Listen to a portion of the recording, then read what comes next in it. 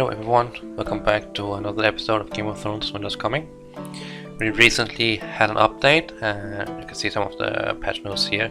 Basically the update has been mainly focused around some commanders. In this sense it's been adding some awakening for Sandor and Barret, and then there's also been some balancing, if you can say like that, to some existing commander awakenings, which we will all go through. And then the last thing is that there has been changes to Glorious Battle, which we can't really look into right now. But you can see like what's been happening, what's been done. Battle phase has been adjusted to 14 days. Added individual elimination point rewards. Lower difficulty for Glory Siege quest. Adjusted the calculation behind resilience. The return resource at the end of the battle phase is increased from 10 to 20%. Details of armament supplies consumption will be displayed in Fortress. Increased Warhorn generation from faction city and military cities.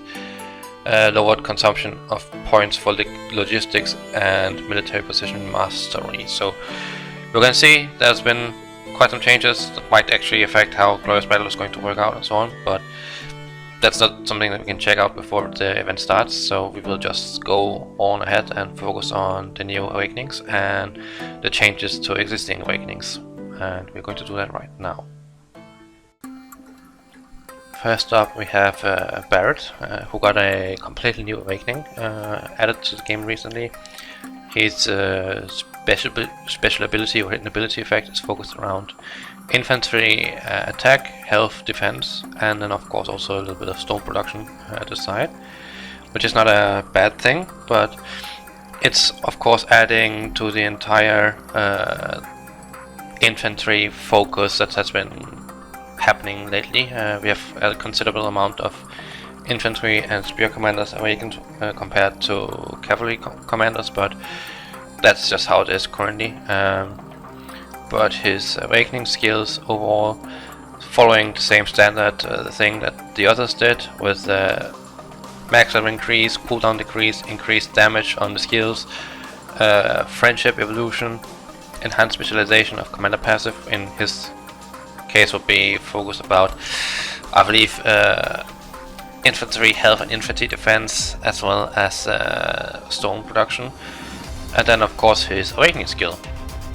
And his awakening skill is called Wrath of Troops, and it's basically working like this. Whenever the front row attacks 8 times, there's a 50% chance to inflict a 5-second bleed effect that deals damage equal to 20% of the troops' current attack. However, Barret cannot cast any active skills.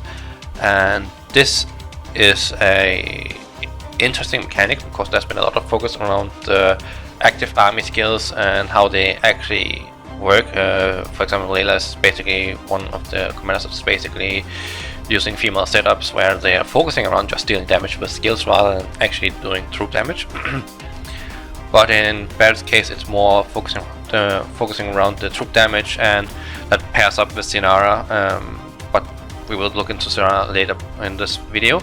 So I believe the next one that's going to be up will be Sandor, and I don't have unlocked, so it will be looking a little bit different. So as mentioned before, I do not have Sandor unlocked, so it will be looking like this when I go through him.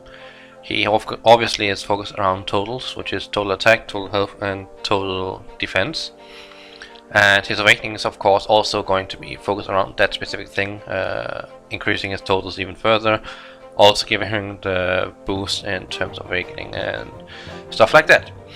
But the more important part of the awakening is his awakening skill that has also been added recently. I believe it was one day before or after Barret. But basically, whenever the front row lands a total of 40 normal attacks, deal damage equal to 550% of the troops attacked to enemies directly in front, and inflict a 5-second bleed effect that deals damage equal to 20% of the troops' current attack. However, you and one random ally commanders cannot cast active army skills. So again, this is focusing or mitigating the damage from active army skills and putting it into raw troops damage instead, making them the troop do the work rather than having active army skills, which can potentially be pretty interesting. It depends how much support they are adding for it inside the game, but right now they have 2 commanders plus a 3rd commander that's basically amplifying it, so you can basically say that you have 3 main targets that you can put together.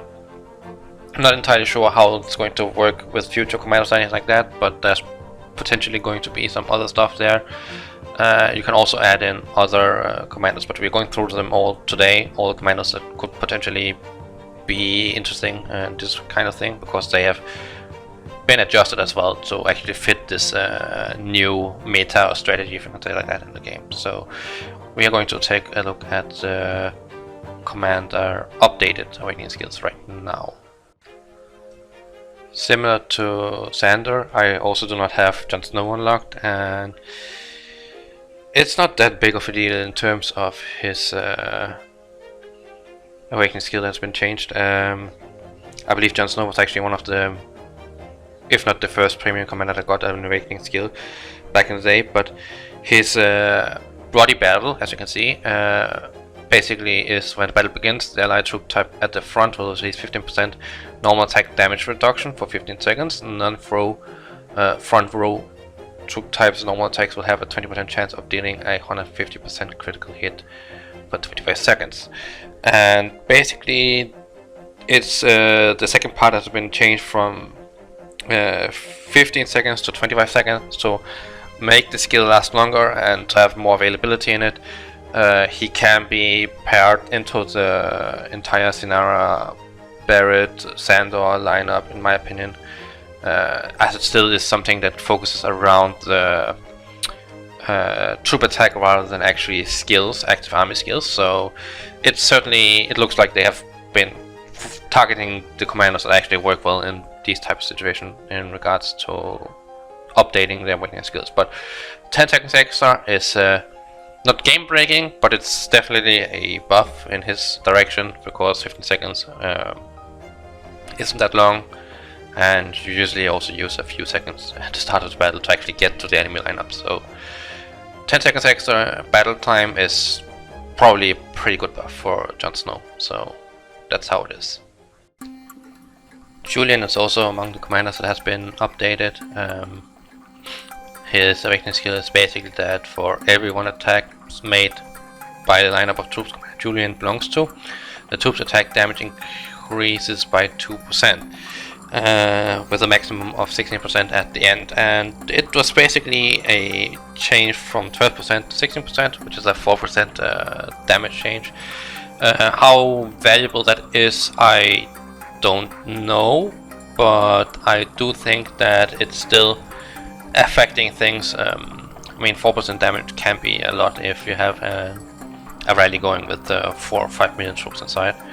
So it's not something that you should sleep on or anything like that, but it's not something that would basically also not break the game or change the game entirely, because it's still 4%. So it's nice to have, and that's not something that is a must-have, but it's nice to have, and it still adds a small buff to Julien's awakening skill as well. Despite having been added recently, Sinara also got hers already buffed, changed, her awakening skill. And her awakening skill was basically Fearless Advancement, which is when allied melee troops, infantry, cavalry, spearmen use normal attacks, there's a 70% chance of attacking 1 additional time, with the additional attack dealing 30% damage. However, allied troops will be unable to cast active army skills and initiate weakness attacks. So that way you can basically see that she's pretty much the core component in the entire army's damage strategy, and without her all the others basically lose a lot of value. So she is basically the main component, which also means that you most likely will have to run some kind of infantry frontline situation, which kind of diminishes a little bit, but it's still something that you should take into consideration when you're planning out your strategy regarding commanders. And her buff is basically that before it was 50% chance to trigger, they wanted to change to 60%, but before the update came live, they actually increased 10% further, so it ended up at 70%. And I personally think that's a pretty huge buff, and that's basically what makes that specific troop damage attack strategy viable, and without her it's not viable, or not at least in the same amount. So do I think they did it just to promote Sandor and getting him more sold? Potentially, but I still believe that with the current bow meta starting to rip through pretty much anything in this game right now, that this is a good way to try and counter it without having to rely on skill damage from commanders. Last commander to get a balance adjustment is Kevin. Kevin was also not that old, it was also added recently, but his awakening skill Ghostly Barrier, which works with when each allied lineup in the front row uses a normal attack, that's a 50% chance, double chance for melee troops troop types to apply buff on the allied lineup with the greatest losses, creating a protective shield which reduces 10% non-skill damage for 2 seconds. Damage reduction effect can stack up to 50%. And his buff basically is that the chance to trigger went up from 10% to 15%. And I think that he also is somewhat of a key component in this army attack strategy. And he also works perfectly fine into it because he has the entire focus around totals and total increase. So definitely keep an eye out on that. I personally think that the changes are necessary. The bow meta is getting quite strong right now, too strong for my taste basically, and having other options regarding to how to play the game, and the fact that the developers are starting to adjust some of the skills, awakening skills, indicates that we are starting to reach a point in the game where the stronger things might actually be toned down to balance out stuff, hopefully. But this kind of concludes the majority of this video. I hope you liked the video, found it informative. Like and comment if you want to, subscribe to the channel if you're new, and if you want to play the game, the link is down in the description below, and so is the link for the Discord group, as well as a link for where I get my music from. I wish you all a good weekend. I hope you have a great time. I had a good Siege of Winterfell end of season match, and prepare for glorious battle, I guess. But this is all for me today, so take care. Bye bye.